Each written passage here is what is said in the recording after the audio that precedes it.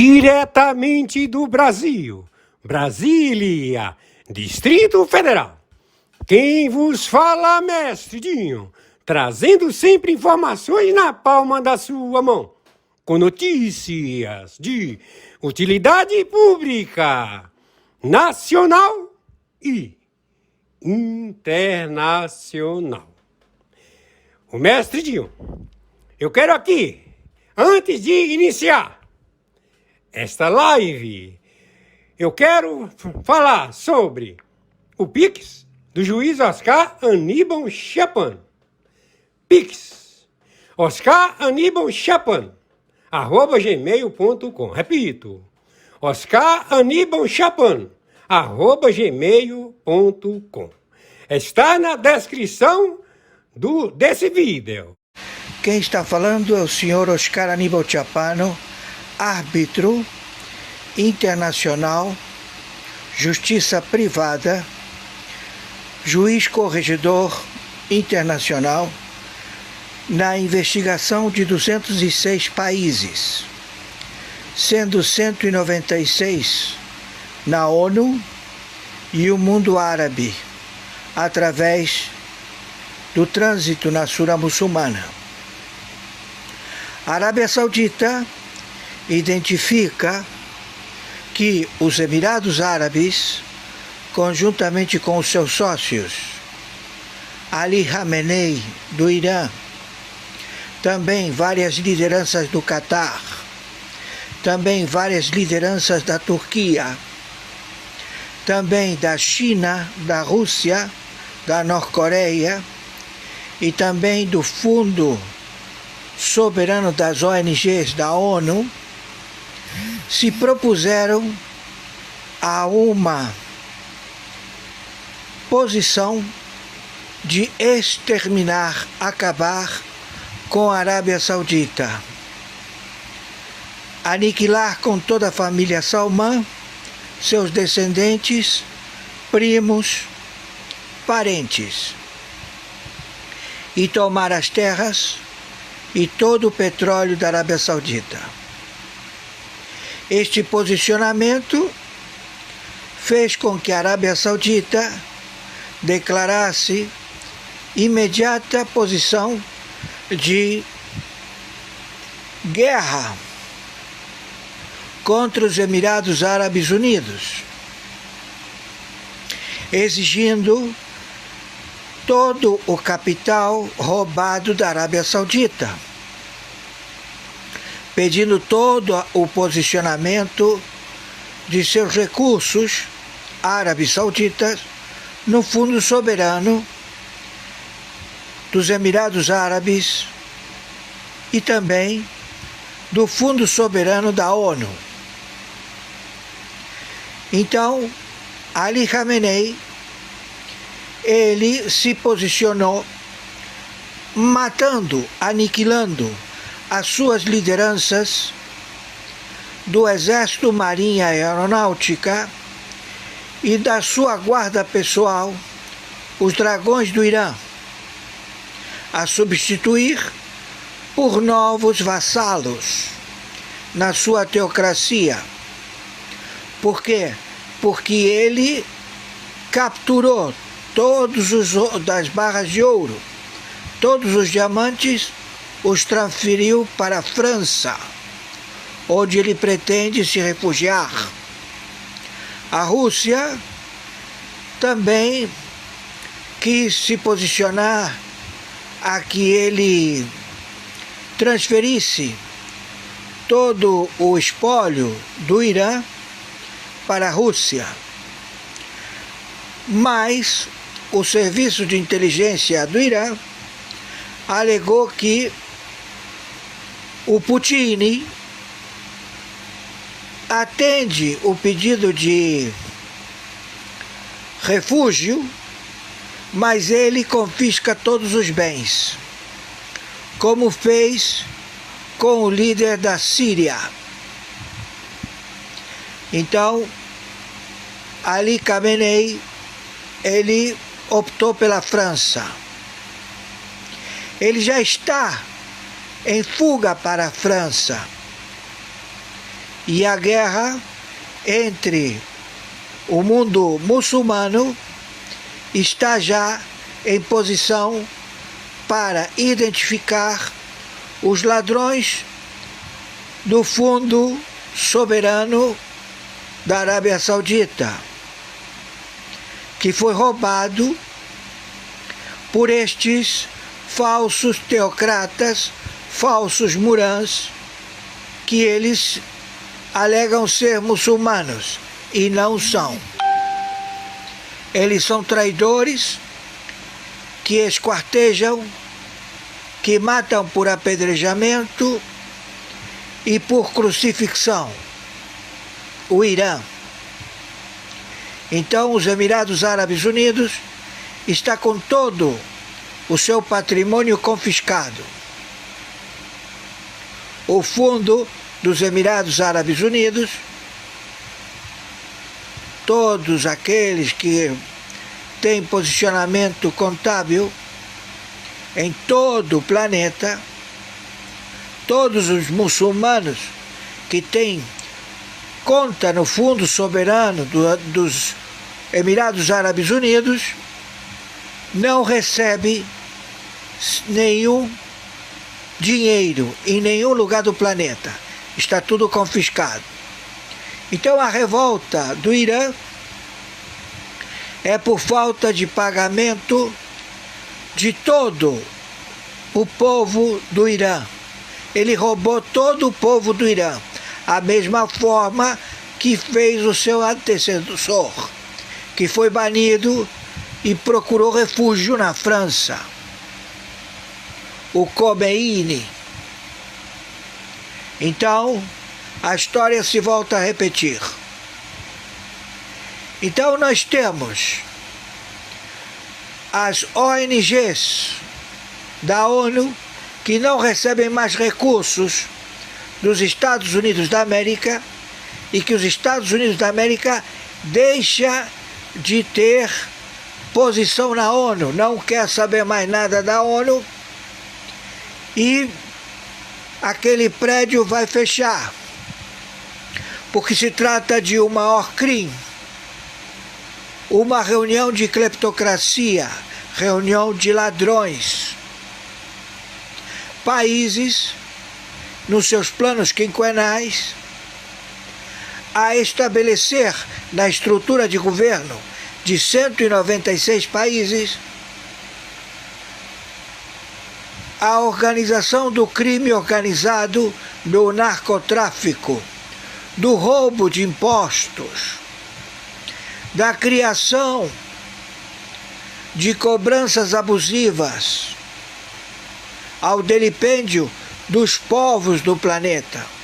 196 nações torturadas pelos seus executivos de 196 países.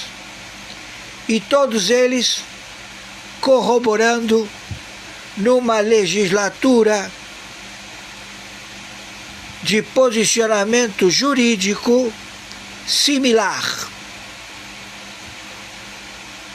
O Comitê Chinês é uma estrutura estabelecida para 196 países, cuja liderança efetiva procede pelo pleno da cúpula, pelo pleno da Corte do Supremo Tribunal Federal do Brasil, onde o Fachin, ele é um espia chinês que implantou o Comitê Chinês, máfia chinesa, a ser projetado na ONU, em várias reuniões, em 196 países, fazendo estrutura de posicionamento do Comitê Chinês. A China nunca otorgou capital financeiro para nenhum país. Ele posicionou estrutura de procedimentos em obras, estradas, barragens, também aeroportos, portos, ao qual ele se serviu cobrando juros do dinheiro que ele recebeu financiamento local dos países. Então ele sempre se serviu do dinheiro local, ele nunca ingressou com capital, porque dinheiro nenhum sai da China. O yuan não sai da China, o dólar também não sai da China. Então, esta estrutura da China, da Rússia, foi estabelecida há várias décadas.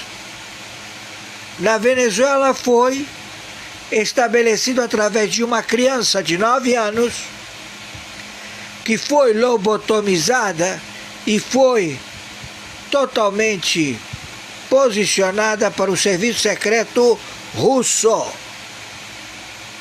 Maduro.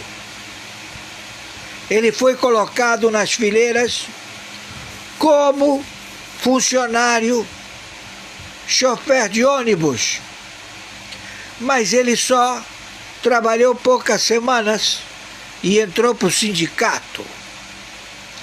E no sindicato foi levado à companhia do líder da Venezuela, onde ele procedeu ao assassinato em Cuba e se estabeleceu com todas as datavénias de Fidel Castro e os seus parentes, sócios da China e da Rússia, também do Brasil. Então todo o posicionamento logístico estava posicionado no Maduro. O Maduro, ele já se encontra acautelado e o modus operandi, já 60 agências de inteligência conhecem como são suas tarefas para a América do Sul, América Central, Europa, Oceania, Ásia, e eles sabem como eles procedem. Investigações em décadas revelaram todo este posicionamento. Então, está dominada a Venezuela, está dominada a Colômbia, está dominado o México, está dominada a Guatemala. E estamos posicionados ao combate regional das facções de células terroristas que transportam cocaína, fentanil, LSD, cristal, várias substâncias. Eles já recebem tudo pronto, fornecidas por 13 mil fazendas localizadas no Brasil, em Roraima, na Cabeça do Cachorro, onde 13 mil fazendas estão a fornecer e a processar toda esta indústria de drogas, com o fornecimento de matéria-prima de vários estados da América, que faz fronteira seca com o Brasil, 17 mil quilômetros,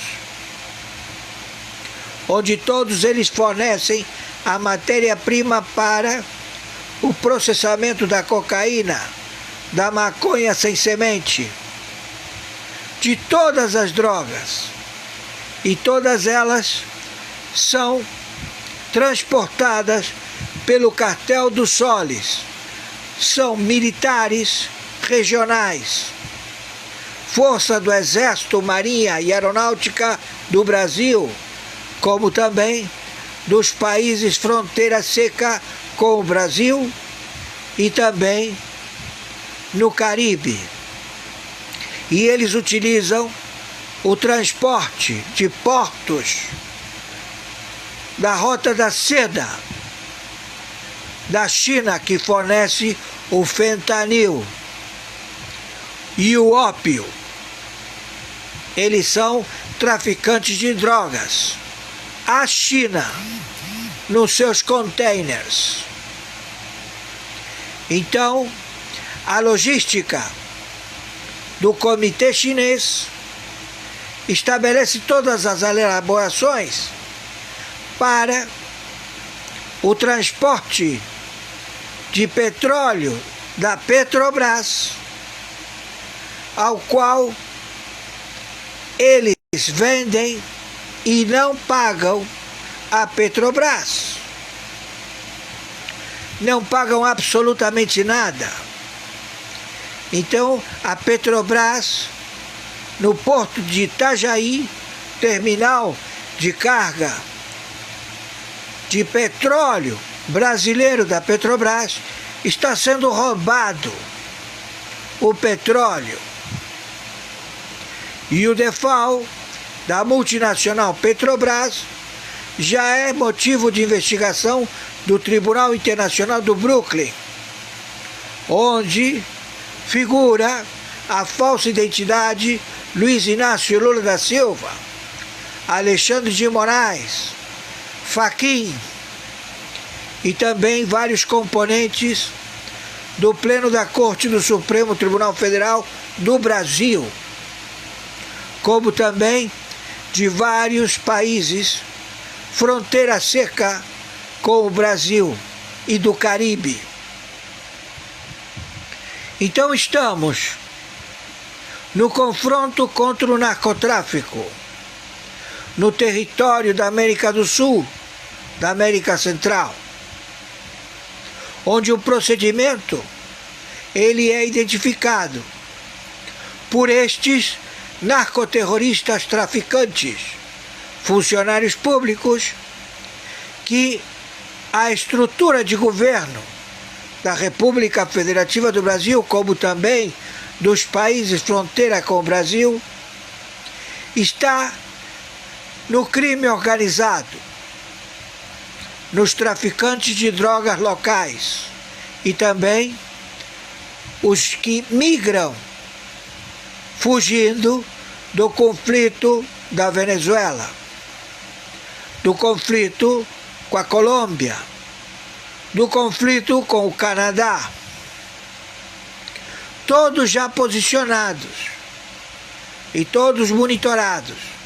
Então a liderança deste comportamento do crime organizado, ele é contábil.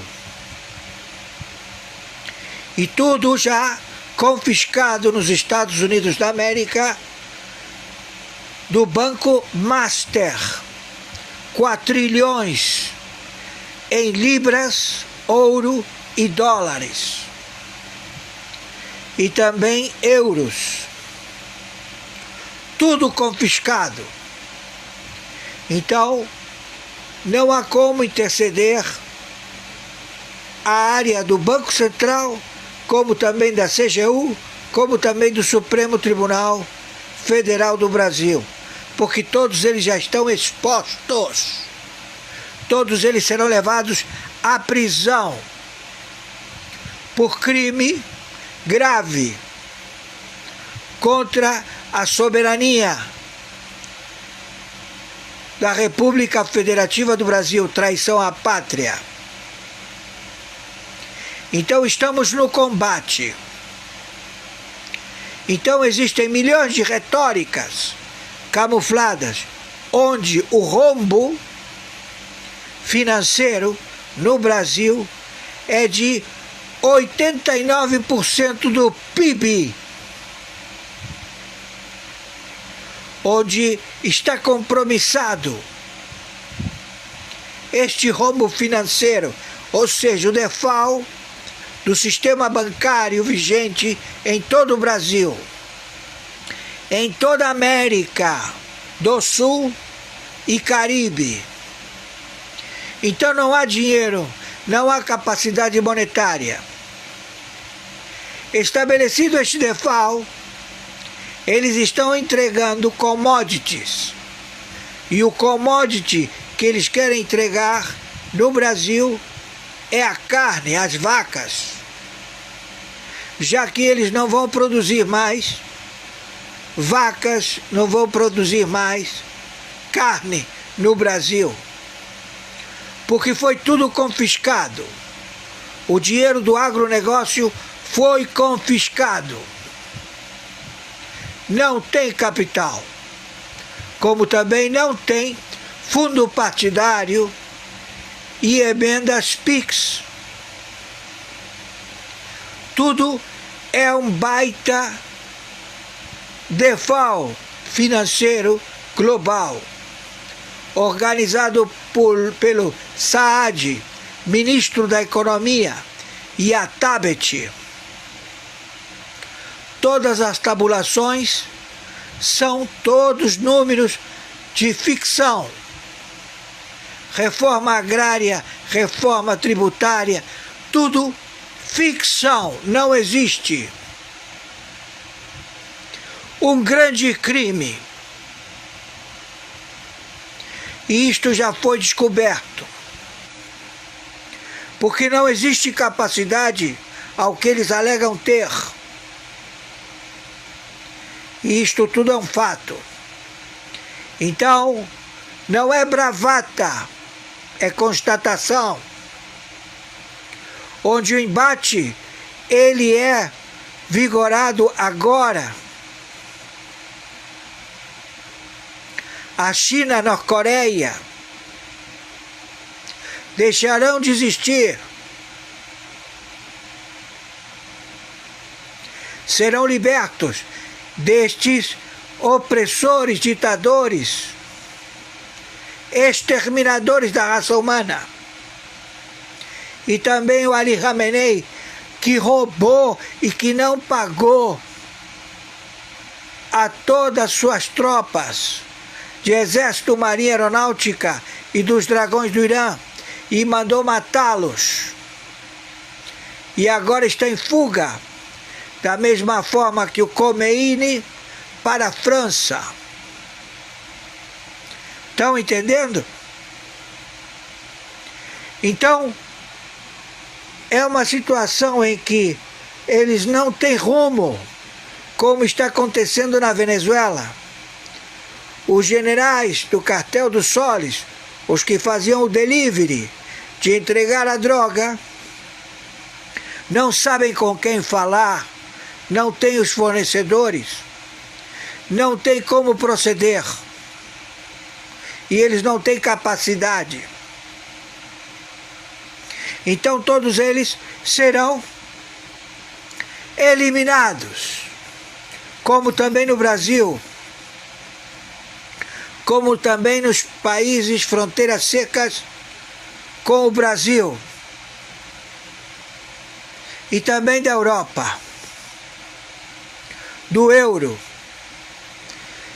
E a Noruega, não querendo entregar a ilha que não é deles, é da população que lá mora, em que o senhor Trump falou: nós vamos pagar para cada família, para cada cidadão da Groenlândia, nós vamos pagar $600 mil, que é o valor projetado para que eles permitam e tenham a independência e sejam uma estrela na bandeira americana. Porque se assim não for, eles têm tropas suficientes para tomar a Groenlândia e não fazer nenhum pagamento e dizer para a Noruega a Dinamarca, os Países Baixos, né? Que eles são traidores e que estão no conluio com a China e a Rússia. E eles não vão fazer parte mais da OTAN, os Estados Unidos da América. Vão sair da OTAN. Não querem saber mais da OTAN. A OTAN vai proceder por conta própria. Vão procurar quem vai fornecer armamento, porque eles vão sair da OTAN, porque eles estão deixando uma brecha para ser invadido os Estados Unidos da América, e o senhor Trump não vai deixar. A mesma forma que o Canadá. Então você, Canadá, você,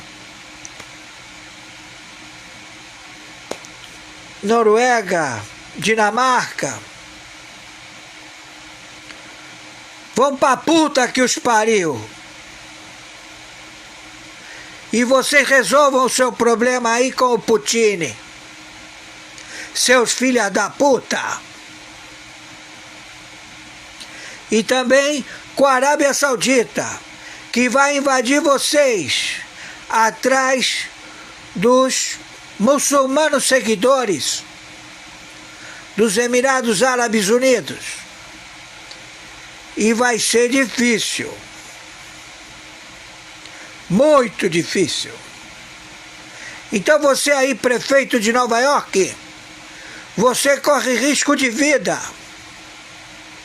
Você aí, prefeitura de Londres, todos os prefeitos que são muçulmanos, se preparem. Entenderam? Toda a Europa. Os Estados Unidos da América não faz mais parte da OTAN. Entenderam? Estou sendo claro? Quem está falando é o senhor Oscar Aníbal Chiappano, juiz corregedor arbitral internacional, justiça particular, justiça paga. Vocês todos traidores, filhos da puta, colocando o planeta no extermínio, porque o objetivo de vocês é matar seres humanos. E tudo com uma cara cínica de filhos da puta. Ontem morreram 10.400 combatentes russos. 10.400 combatentes russos. Só num dia. Ouviram, seus filhos da puta?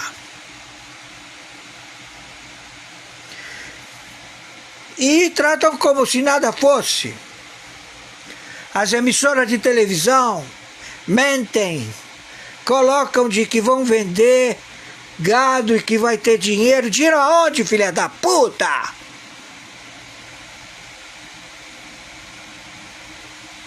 89 do PIB, não é 79.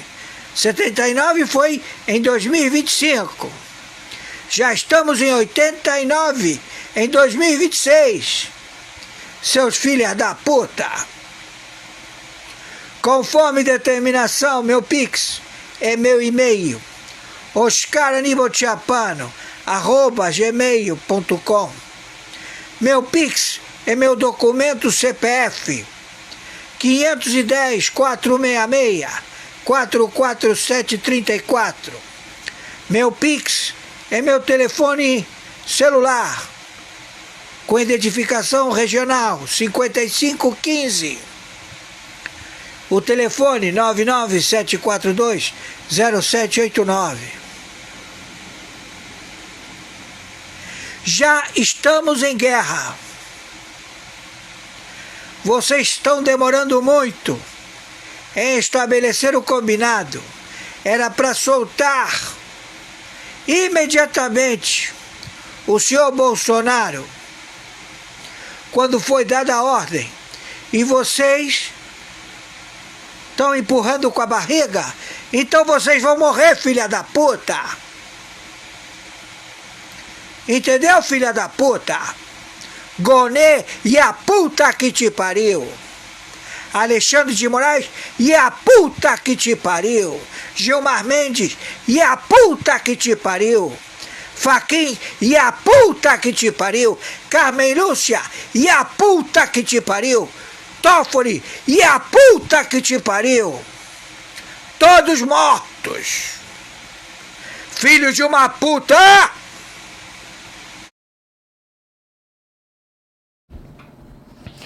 Bom, quero mudar agora para política internacional, aproveitar Constantino, que está nos Estados Unidos, para falar sobre o presidente Donald Trump, que utilizou as redes sociais, né, Constantino, para enviar um alerta direto ao governo de Cuba, pedindo para o país negociar antes que seja tarde. Você acha que essa declaração sinaliza aí uma mudança na política externa norte-americana, Constantino? Olha, em relação ao antigo governo, sem dúvida, né? O Trump, vamos lembrar que ele sofreu um atentado que quase ceifou sua vida diante de todo mundo, né? E isso deve ter mexido bastante com ele. Ele sabe que ele não vai, ele está mais idoso, ele não vai mais poder disputar eleição, ele quer deixar uma marca. Isso está muito claro, na minha opinião. E qual é a marca que ele quer deixar? É um resgate de uma espécie de doutrina Monroe.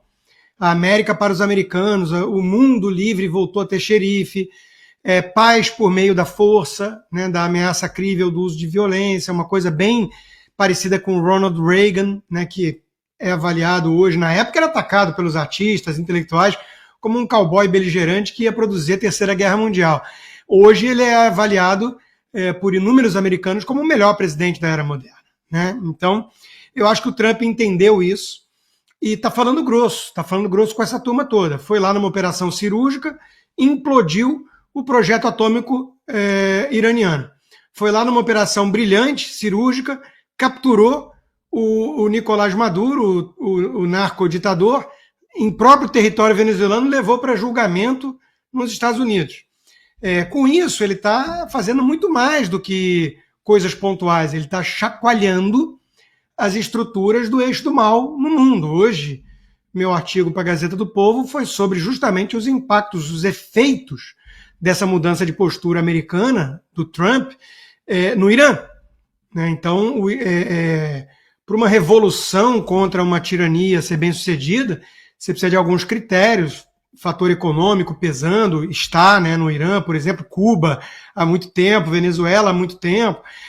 Você precisa de elites divididas, o próprio regime com traição interna, porque estão vendo que a coisa vai implodir, o custo de manter o regime está ficando alto demais, então precisa ter traição interna e precisa ter um ambiente favorável externo.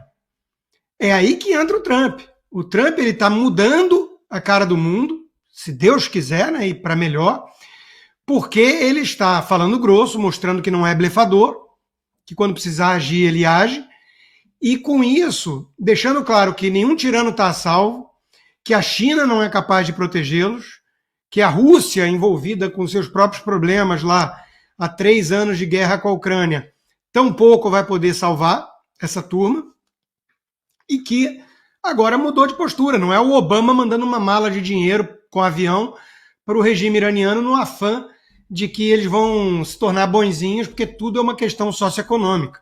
Essa é a premissa falsa dos democratas. A esquerda, projetando talvez o que enxerga diante do espelho, acha que tudo é dinheiro, que todo mundo se move com base em dinheiro.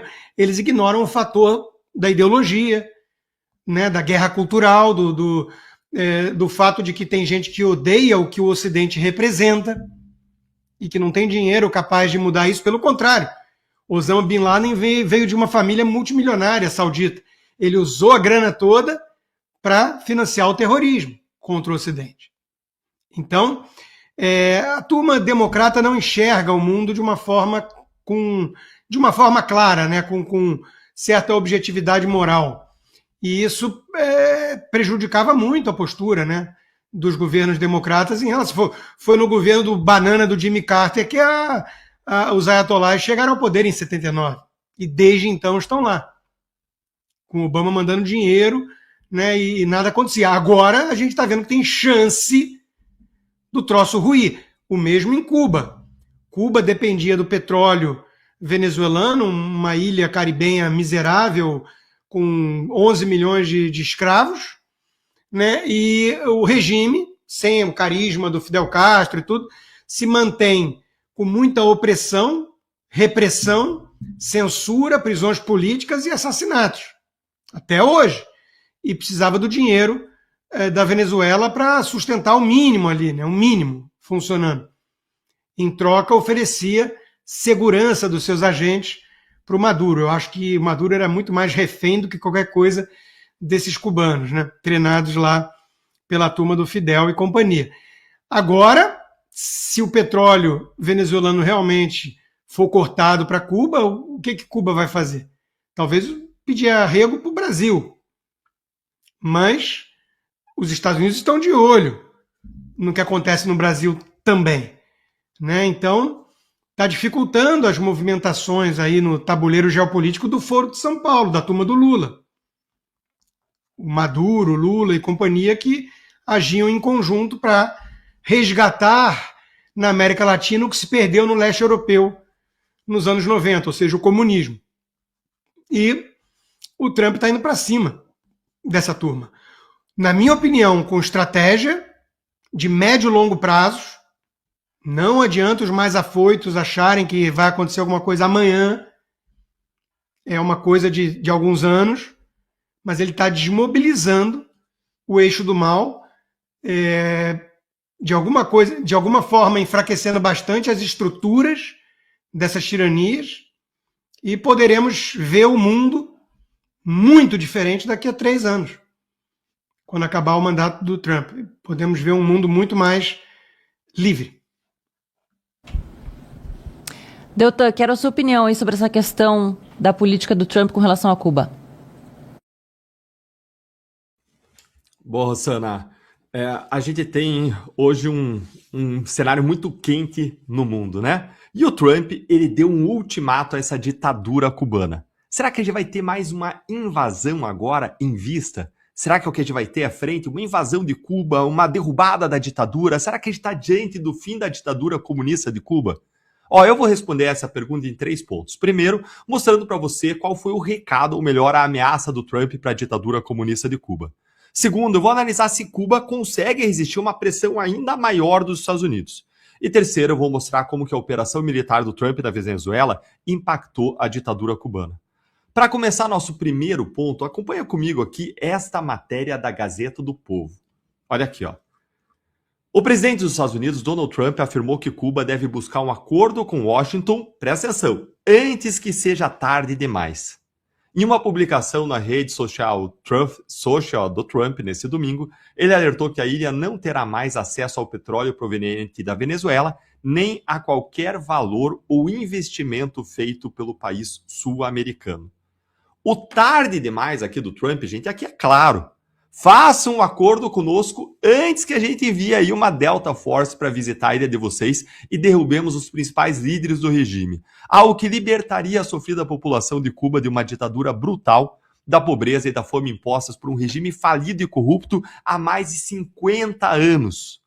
E vejam, o Trump ele invadiu ou fez uma incursão militar, uma operação militar de captura de um criminoso na Venezuela, e agora o que ele faz é cantar de galo. Muitas vezes eu ouvi ao longo da vida o seguinte conselho, quando você tiver uma boa ação, o que o galo faz? Ele canta, você tem que cantar. Na Força Tarefa a gente falava que quando a gente fazia alguma ação boa, você tinha que divulgar, para você mostrar a boa ação, para você mostrar o poder pro bem que existe. E o Trump está aproveitando esse momento dele de força para impor regras, para colocar limites, para indicar possíveis ações, para enfraquecer ditadores, para fortalecer os ideais que ele valoriza. E o ditador cubano, ele não gostou nada da ameaça do Trump e ele respondeu ao Trump. Olha o que ele disse aqui, ó. O presidente de Cuba, o Miguel Díaz-Canel Bermúdez, ele rebateu o Trump. Em sua conta na rede social X, ele disse que o país é uma nação livre, independente e soberana. e que ninguém dita o que nós fazemos. Mas será que Cuba consegue resistir ao aparato militar americano? A resposta é claro que não. Gente, em 2023, o PIB de 2023 de Cuba foi, de acordo com o site Global Finance, de 140 bilhões de dólares. Olha aí, ó, 140,6 bilhões de dólares. No mesmo ano de 2023, os Estados Unidos investiram só nas Forças Armadas, não é o PIB americano, é só o que os Estados Unidos investiram nas Forças Armadas, foi um total de 820 bilhões de dólares. Você tem noção aí dessa diferença? Tem ideia dessa diferença? A gente teve uma pequena amostragem desse poderio militar na captura do Maduro. O ditador venezuelano, ele tinha seguranças das forças aí venezuelanas, desculpa, das forças cubanas, das forças de inteligência cubanas, trabalhando ali com Maduro na Venezuela para protegê-lo. Só que eles não tiveram chances contra o poderio americano. Mais de 30 cubanos foram neutralizados durante a captura do Maduro e nenhum membro da Delta Force americana foi eliminado.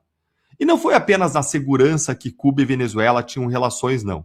A parceria deles era muito mais profunda e Trump sabia disso. Por isso, a ameaça dele ficou muito mais real depois da operação da Venezuela. E isso me leva ao nosso terceiro ponto. Como a operação na Venezuela afetou Cuba e como pode ter influenciado o futuro da ilha e da ditadura comunista? Vamos lá, gente. A relação entre Cuba e Venezuela não era uma via de mão única. Cuba fornecia essas seguranças, mas o regime venezuelano vendia petróleo para Cuba, que, como vocês sabem, ainda está debaixo de sanções americanas. Dá uma olhadinha aqui em como a Gazeta do Povo explica essa relação. Ó. Essencialmente, Cuba contribuiu com médicos e tecnologia médica, enquanto a Venezuela forneceu seu petróleo, inicialmente mais de 50 mil barris por dia, a preços vantajosos. Mas agora, o Trump disse que acabou essa farra do boi. Vejam aqui a versão resumida do que ele disse nesse título aqui dessa matéria da Veja. Ó. O resumo é isso aqui, ó. Não haverá mais petróleo ou dinheiro venezuelano para Cuba, diz Donald Trump. É, pessoal, agora acabou o milho e acabou a pipoca. O regime comunista cubano, ele vai ter que se mexer e provavelmente vai ter que conversar com o Trump para ceder em alguma coisa. Mas e você? Você acha que a ditadura cubana, além de ser enfraquecida, será que ela vai cair? Uma ditadura, a gente está falando de uma ditadura que resistiu a dificuldades e embargos americanos por décadas. Só com uma intervenção americana direta, hein? Mas será que vai acontecer? Ou será que Trump está aproveitando a ação cirúrgica militar de sucesso que ele fez para fazer blefes e impor, digamos, a força do argumento e a força da sua ameaça ao redor do mundo? Será que vai ficar na ameaça ou será que vai haver também ações concretas? Me conta aí o que você acha nos comentários. Vão participando então do programa, deixe os comentários aí no nosso chat do YouTube, respondam a nossa enquete e não deixem de curtir o vídeo. Quero também fazer um convite para você que não é assinante da Gazeta do Povo para aproveitar essa chance, a oportunidade de assinar o melhor jornal do Brasil por apenas R$1 por mês durante 6 meses. É só acessar gazetadopovo.com.br/R$1. Tem o QR Code aí na tela para você apontar a câmera do seu celular e ter acesso então a esse preço que está imperdível.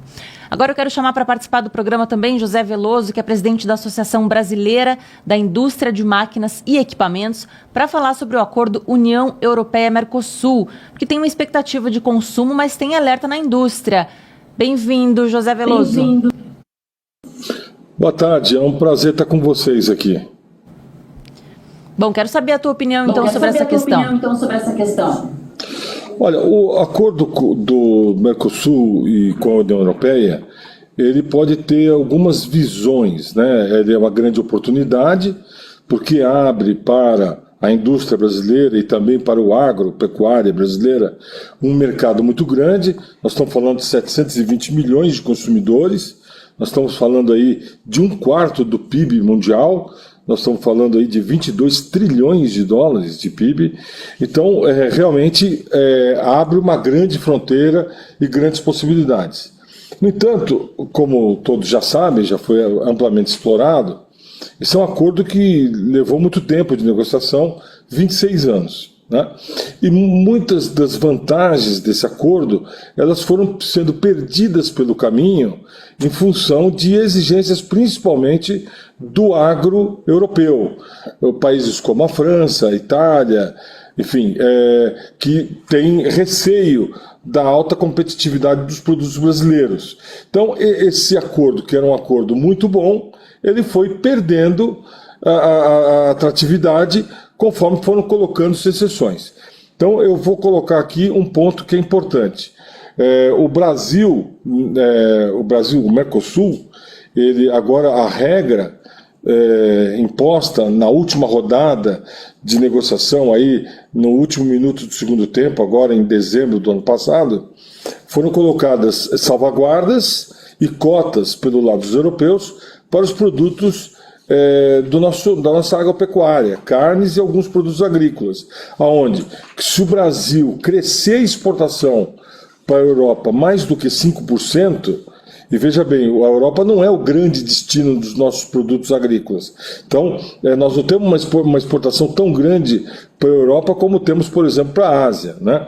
Então, se a gente crescer 5%, você já perde as vantagens do acordo.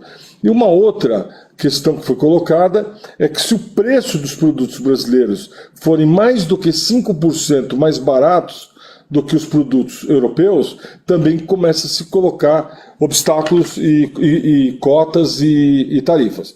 Então, quer dizer, a vantagem para o agro brasileiro, ela foi diminuída bastante. Quando a gente olha para o outro lado, que é a indústria de transformação, desde o início, há 26 anos atrás, sabia-se que a grande vantagem dos 4 países do Mercosul era no produto agrícola. E a principal vantagem para os países europeus mais desenvolvidos na indústria seriam os produtos manufaturados. Então a gente continua ainda com o problema da indústria de transformação, porque a Europa ela tem mais inovação, a indústria europeia é mais desenvolvida que no Mercosul. Na verdade, aqui no Mercosul, só o Brasil que tem indústria competitiva. Então, quer dizer, na questão da indústria, a Europa ela já contava com uma vantagem, e os países do Mercosul com vantagem no agro. Como foi tirada grande parte da vantagem do agro, o acordo ele já não tem a mesma qualidade que teria se fosse feito antes. Agora, fica um sinal amarelo para a indústria brasileira. Nossa indústria ela vai ter uma grande oportunidade, porque, como eu falei, são 720 milhões de consumidores e 1/4 do PIB do mundo. Mas ela tem um risco se ela não for competitiva. Se a nossa indústria não for competitiva, a tendência vai ser nós importarmos mais produtos manufaturados do que exportarmos. Então aí vem a parte que o Brasil precisa fazer a lição de casa. Nós precisamos combater o custo Brasil, nós temos que melhorar o sistema jurídico brasileiro, segurança de fazer negócios no Brasil. A gente precisa melhorar a questão fiscal do país, macroeconômica, para abrir espaço para redução de taxas de juros, para abrir espaço para redução de cargas tributárias. Enfim, o Brasil ele vai ter que trabalhar a sua competitividade para transformar o acordo de risco para uma grande oportunidade. É possível fazer isso? É possível, mas simplesmente assinando o acordo, isso não quer dizer que o Brasil vai aumentar as suas exportações de manufaturados. Pelo contrário, vai aumentar a importação. E na questão da agropecuária, essa notícia de última hora das cotas e salvaguardas. Pode fazer. Queria saber do senhor, né, em relação a toda a complexidade desse cenário internacional, a própria questão do tarifaço americano. Nós temos uma política que foi muito bem sucedida de comércio exterior, que é a Coreia do Sul. Era um país que estava ali entre os mais pobres do mundo, década de 70. Começa a abertura do mercado, né, para o mundo. Grandes empresas, hoje LG, Samsung, se tornaram referência para o mundo. Como é que o senhor vê? O Brasil tem uma das economias mais fechadas do mundo. Como é que a gente pode, né, trabalhar para conseguir nos mirar nesse exemplo da Coreia do Sul?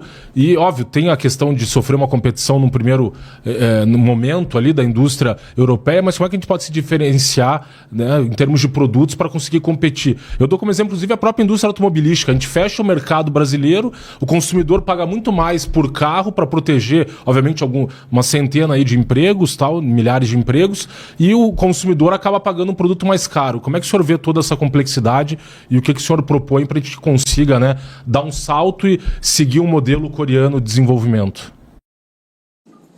Olha, um dos segredos da Coreia foi integração comercial, né? A Coreia, ela tinha problemas gravíssimos na década de 50, saiu de uma guerra que dividiu o país, e depois a Coreia ela fez a lição de casa. Ela começou com a educação, né, fez um trabalho muito forte de educação. Depois eles lançaram mão, na década de 60 e 70, de uma política de campeões nacionais. Eles criaram lá grandes empresas, como algumas foram citadas aqui, mas criou grandes empresas competitivas, plataformas de exportação. E aí, com educação, com apoio à tecnologia, apoio ao sistema de inovação e fazendo integração comercial, ou seja, reduzindo barreiras, a Coreia fez um projeto exitoso e hoje ela é uma grande exportadora de manufaturados, né? O Brasil ele tem um perfil um pouco diferente da Coreia. Primeiro porque é um país muito maior, né, com problemas muito maiores, e o Brasil ele tem riquezas naturais. Então nós temos aqui, o Brasil hoje é um dos grandes produtores de petróleo do mundo, um dos maiores exportadores de petróleo. Hoje o Brasil é um grande exportador de commodities agrícolas, de minério de ferro, enfim, o Brasil ele tem vantagens comparativas nessas commodities, numa indústria, num setor primário da economia. A indústria brasileira, ela se ressente de um mau ambiente de negócios, né? Começando pela taxa de juros e a questão da carga tributária muito grande, dificuldade de inovação, problema de infraestrutura. Então, o Brasil ele vai ter que fazer aquilo que a Coreia fez no passado, que é um projeto que dura muito tempo, né?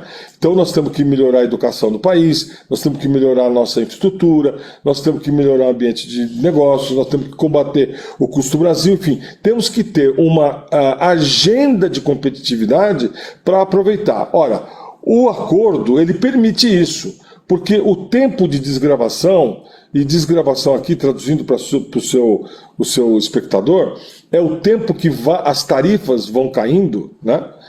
Até chegar a zero, é um período que, dependendo do setor, vai levar 10 anos, tem setores que vai levar 15 anos. Foi citado aqui o setor automotivo. O automotivo vai levar 25 anos, é o setor que mais vai demorar a desgravação. E então esse período, um período de uma década, por exemplo, é bastante possível que o Brasil faça a lição de casa e a gente tenha uma agenda de competitividade para melhorar a nossa... Primeiro temos que começar com investimentos, né? Atrair investimentos para o Brasil e com investimentos melhorar a produtividade. Melhorando a produtividade da economia, nós vamos depois ter mais competitividade.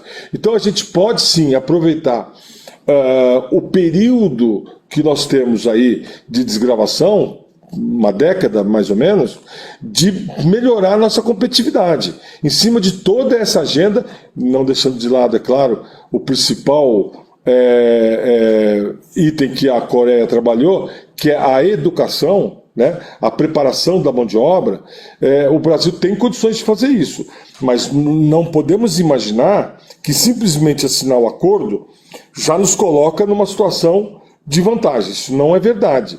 O Brasil ele vai ter que fazer a lição de casa, vai ter que melhorar o ambiente de negócios, melhorar a nossa competitividade, senão o acordo ele acaba virando um acordo ruim para nós. Para ser uma oportunidade, nós temos que fazer nossa lição de casa.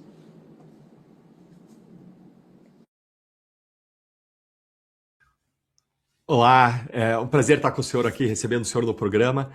Meu nome é Deltan e eu gostaria de colocar a seguinte pergunta. Quando eu vejo esse acordo sendo firmado, na linha até do que o senhor colocou, eu vejo um grande potencial de exportações para o nosso agronegócio, mas o nosso produto exportado do agro, assim como os minérios exportados, ele tem baixo valor agregado.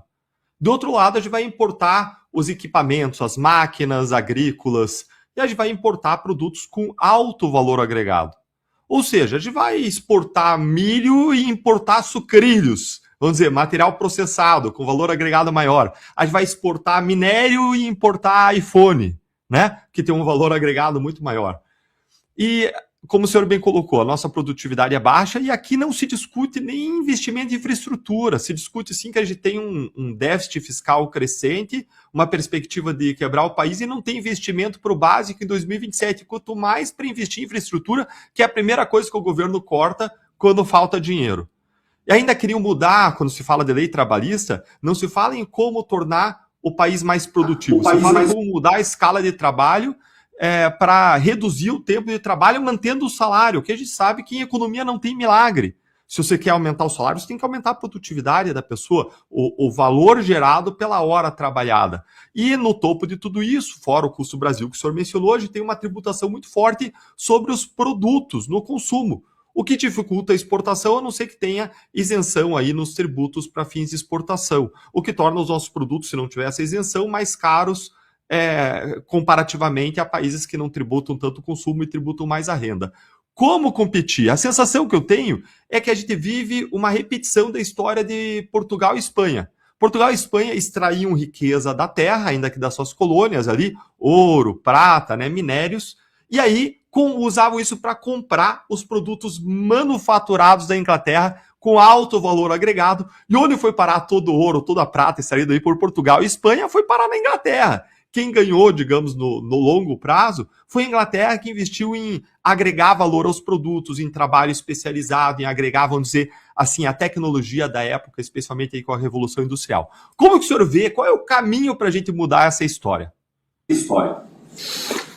Olha, a abertura, né, o acordo comercial é uma forma de abertura, né? A abertura é importante. O segredo da Coreia, e agora o exemplo citado do Reino Unido, lá atrás, na época da industrialização, foi o exportar para o mundo todo. Então, a abertura comercial ela é importante porque insere a indústria brasileira no mundo e aí nós vamos ter um mercado maior, mais produção e com isso redução de custos. Então esse é um caminho certo.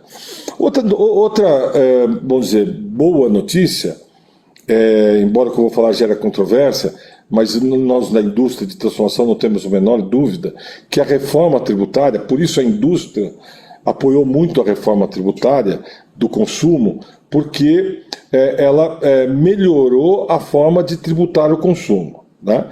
Então, nós temos garantidos, a partir do final da transição da reforma tributária, a total desoneração de impostos nas exportações. Então, isso melhora a nossa competitividade quando a gente está falando de acordo Mercosul-União Europeia. Hoje, antes da reforma estar totalmente feita a transição, o Brasil exporta impostos. É o único país do mundo que exporta impostos, que são o ICMS, o PIS, o COFINS, o ISS, acumulado nas cadeias produtivas, que nós não nos recuperamos e exportamos. Com o IVA, ou IBS e CBS, nós vamos ter a garantia de que nós não vamos mais exportar impostos. Então, esses dois pontos estão colocados, importantes. Primeiro, uma abertura comercial, e o acordo é uma abertura, e a questão da tributação. Os países desenvolvidos, Deltan, que você mencionava, você pode pegar Estados Unidos, os países desenvolvidos da Europa, o Japão, a Coreia, são países que tributam muito pouco o consumo, diferente do Brasil, e tributam mais a renda e o patrimônio, diferente do Brasil também. Então, essa é uma grande diferença. Agora, o Brasil vai ter o IVA. Com o IVA, nós vamos ficar mais próximos dos países europeus, mais próximos do Japão, da Coreia e dos países da OCDE. Nós vamos ficar com uma tributação mais parecida, pelo menos na regra, ainda com uma carga tributária maior. Quando você comenta da questão do milho, né, que o Brasil exporta o milho e importa o sucrilho, né? Então, o que o Brasil precisa fazer é ser o supermercado do mundo. Hoje nós exportamos a soja, o grão da soja, exportamos grão de café, exportamos o grão do milho, e o Brasil teria que exportar o alimento já pronto, industrializado, embalado. Por exemplo, hoje a gente exportamos carne, mas a carne é processada lá fora e ela transforma alimento para ir na mesa dos nossos importadores lá no país de origem. Então o Brasil já poderia agregar valor. Então o Brasil precisa ter essa agenda de competitividade para aproveitar o acordo comercial para exportar mais bens de valor agregado. Então o Brasil tem que deixar de ser a fazenda do mundo e passar a ser o supermercado do mundo. Já comprar, estou falando aqui de supermercado, de fazenda, porque alimentos é o que o Brasil exporta, mas o Brasil exporta alimentos in natura, né? Então a gente precisaria já exportar o alimento pronto para entrar no supermercado lá onde está importando, né? E na indústria de transformação, que é o nosso caso, por exemplo, o setor de máquinas e equipamentos que eu represento, nós exportamos 14 bilhões de dólares por ano. Nós somos o item que foi mais afetado no problema do tarifaço com os Estados Unidos. Então é um setor de alta e alta média tecnologia que exporta bastante. Mas nós tínhamos que exportar muito mais, né? Então eu vejo uma oportunidade de fazer acordos comerciais desde que o Brasil trabalhe a competitividade e não fique só na desoneração das exportações, que isso já está votado e a emenda constitucional já está em vigor. Nós precisamos de muito mais do que isso para sermos competitivos e exportarmos produtos com mais valor agregado e menos matérias-primas.